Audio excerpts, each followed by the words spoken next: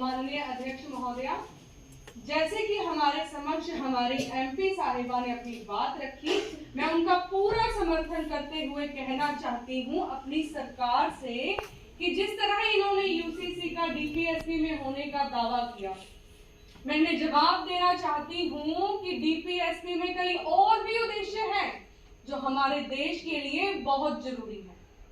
जी, मेरा इशारा है कंप्लीट अल्कोहल प्रोहिबिशन इन नेशन और नो पर फिर भी अगर ये बात करते हैं डीपीएसपी में यूसीसी के दावे की और उसे इस दावे के बेस पर पास करना चाहते हैं, तो मैं इन्हें याद करवा दूं कि संविधान में फंडामेंटल राइट्स के अतिरिक्त आर्टिकल्स 25 का क्या, जो खुद यह कहता है to practise any religion of their choice.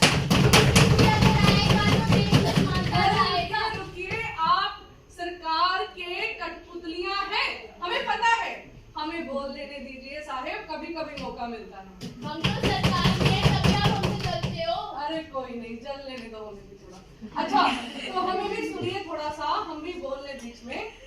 जी, तो मैं कहा कि अगर हमारी गोवा यूसीसी की सरकार बात करती है कि उसके उदाहरण के बेस पे हमें अपने देश में यह बिल टिकाना चाहिए, तो मैंने याद करवा दूं कि हिंदू मैरिज में आज भी वहां पर 30 वर्षीय महिला अगर बेटे को जन्म नहीं दे पाती है, तो वहां उसका पति दूसरा विवाह कर लेता है। तो मैं पूछना चाहती हूँ सरकार से कि अगर ये बिल वहां नहीं टिक पा रहा, तो उसका उदाहरण देकर ये बिल इंडिया में कैसे टिकाया जा सकता है। दूसरी बात मैं करती हूँ कमीशन की। अभी हाल ही में उन्होंने रिपोर्ट दी अपनी कि चाइल्ड मैरिज और पॉलीगैमी पिछले 20-30 वर्षों में धीरे धीरे करके कम हो रही है।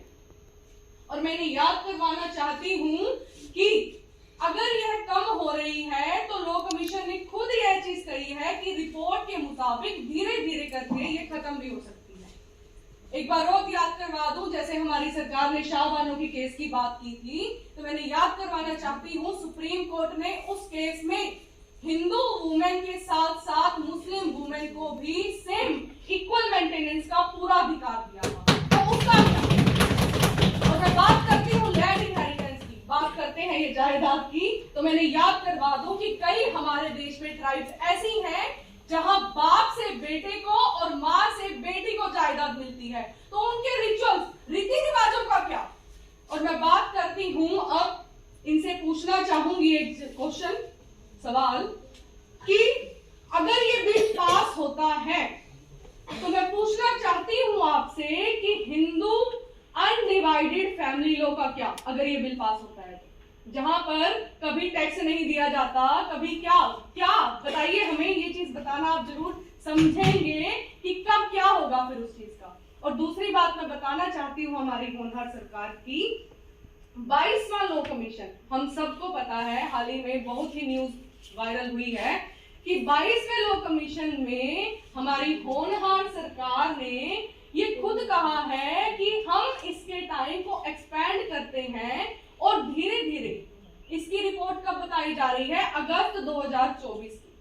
अरे मैं पूछना चाहती हूँ इनसे कि क्या ये सच में पोलराइजेशन का मामला है, ये सिर्फ एक पॉलिटिक्स का मुद्दा, पॉलिटिक्स का मुद्दा लग रहा है मेरे सच में। और ठीक है, बात करते हैं थोड़ी और ऊपर। मैं सरकार से कहना चाहती हूँ, हमारे पीएम साहिब ने एक शब्द या कह लो कुछ भी फरमाया था कि एक घर में, मैं उसका जवाब देना चाहती हूँ, उन्हें पता है उन्होंने क्या फरमाया था, कि अगर एक घर में 2 सदस्य हो सकते हैं, अगर एक घर में 2 सदस्यों के लिए अलग अलग कानून बन सकता है, तो हमारे देश में क्यों नहीं। अंत में कॉन्स्टिट्यूएंट असेंबली की बात करते हैं, मैं उनका ही थोड़ा सा इनको अच्छी तरह पढ़ाना चाहूंगी, असल में उसमें लिखा क्या है और गौर क्या करना चाहिए उस पर। The code must be agreeable to all communities of the India, must achieve through process of legislation. It must be one that is not merely passed by the majority, but also the one that is also acceptable to the minorities. धन्यवाद।